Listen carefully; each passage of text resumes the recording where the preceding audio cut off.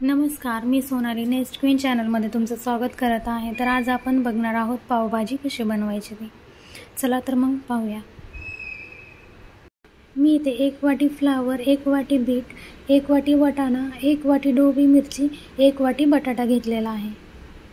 या सगळ्या भाज्या स्वच्छ धुवून घ्यायच्या आहेत व कुकरला शिजायला घालायच्या आहेत।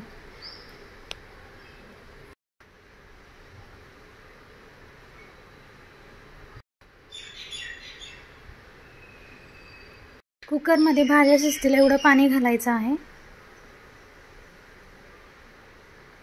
मी इथे 1.5 ग्लास पाणी घातलेलं आहे। आता कुकरचं झाकण बंद करायचं आहे व कुकरच्या 3 शिट्ट्या काढून घ्यायच्या आहेत।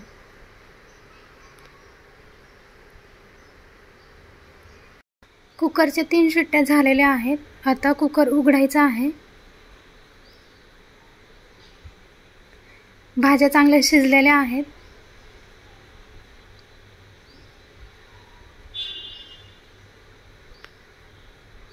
आता या सगळ्या भाज्या चांगल्या मॅश करून घ्यायच्या आहेत।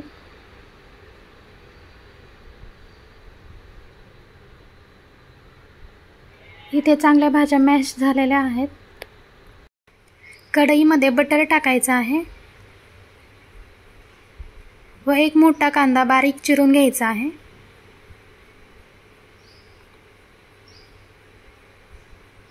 बारीक चिरलेला कांदा यामध्ये घालायचा आहे।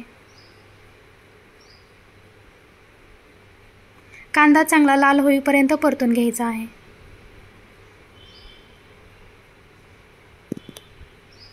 यामध्ये 1 चमचा अद्रक लसूणची पेस्ट घालायची आहे।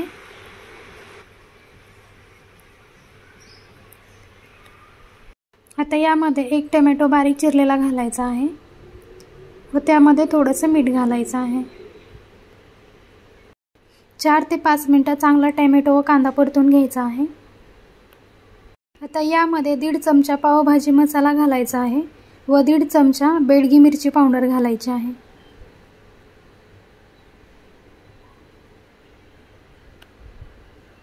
व मसाले चांगले मिक्स करून घ्यायचे आहेत। आता यामध्ये मॅश केलेल्या भाज्या घालायच्या आहेत।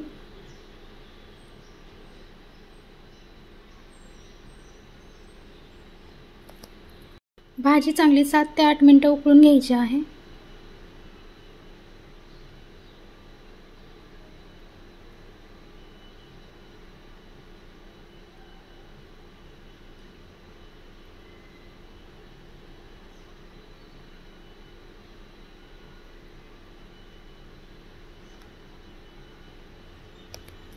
भाजी झालेली आहे। आता गॅस बंद करायचा आहे। तव्यामध्ये थोडंसं बटर टाकायचं आहे व पाव भाजून घ्यायचे आहेत। पाव दोन्ही बाजूनी चांगले भाजून घ्यायचे आहेत।